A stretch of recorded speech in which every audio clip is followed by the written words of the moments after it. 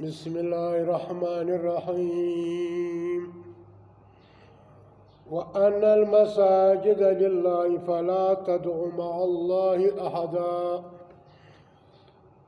دا سورة جندي سورة دعا دي فاران يستمد آيات اتلسم دي. مسجد سی کل جوڑ سو وقف سلو د پاره د الله د رضا د الله په دا کور کې به بیا د الله کتاب بیانېږي. د الله له طرفه چې کوم حلال او حرام دي هغه به بیانېږي. د الله کتاب حاکمي نور کتابونه د الله په کور کې ویل د الله د کور بیزتی ده. نه به د شیګانو د مذهب د واس، نه به د سنیانو د مذهب د واس، صرف او صرف د الله قرآن د نبی صلی الله علیه وسلم سنت به بیانېږي.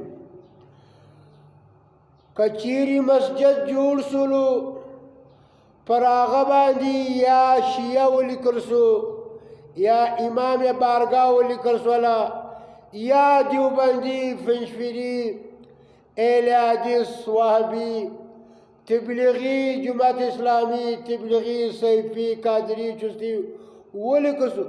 دا د الله کور نه دی، دا د هغه مسلک کور دی. که د شافعي وي، که د مالکي وي، که حنبلي وي، که اوزاعي وي، که جعفري وي، دا باید چې د الله پر کور نه اوسي. باید چې دغه فرقې لعنت ختم کو، د الله قرآن لاریب کتاب بیان کو، هر عمل د الله پر قرآن پیش کو، خپل منځونه زده کو، ځان په پوه کو، اودس کوو په هغه ځان پوه کو. اذان دی د الله قرآن دی، دا باندې زموږ ایمان دی، خو یو آیات باندې نه پوهېږو. که چا مسجد جوړ کړي هغه د ټولو مسلمانانو باندې فرض دی چې د هغه خدمت وکړي.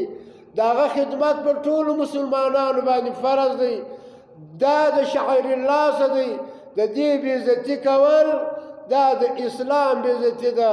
د اسلام بېعزتي کول دا د الله بېعزتي ده. دا د الله کور دی. باید چې د الله په کور کې ذلک الکتاب بیان سي، نور نشي بیان. نو اوس وایي وان مساجد الله، بېشکه ماجتان چې دي، مسجدونه چې دي، لله الله لره دي. فلا تدعو